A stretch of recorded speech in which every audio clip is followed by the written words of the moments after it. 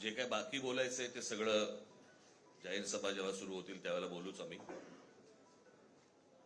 परंतु माझी एक मुलाखत झाली होती आणि मी मुद्दामून आठवण करून देतो त्या गोष्टींची. आणि त्या मुलाखतीमध्ये मी असं म्हटलं होतं की कुठल्याही वादापेक्षा आणि भांडणापेक्षा महाराष्ट्र मोठा आहे. आणि मला असं वाटतं तिथून त्या आज आम्ही एकत्र येण्याची सुरुवात त्या वाक्यापासून झाली.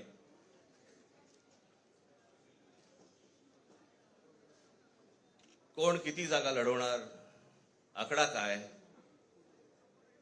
हा नाही सांगणार तुम्हाला.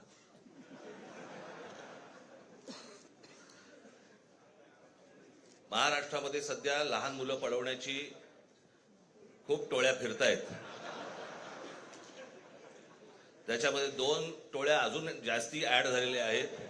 ते राजकीय पक्षांमधली मुलं पळवतात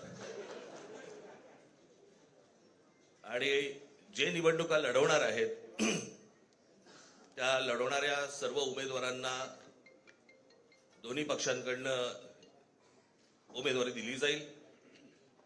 ती कधी भरायची, केव्हा भरायची ते आपल्याला कळवलं जाईल. आज फक्त आपल्या समोर एकच गोष्ट मी आपल्याला सांगू इच्छितो की बरेच दिवस याची प्रतीक्षा महाराष्ट्र करत होता.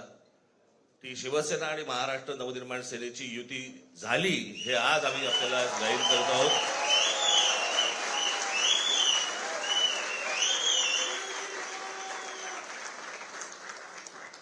धन्यवाद.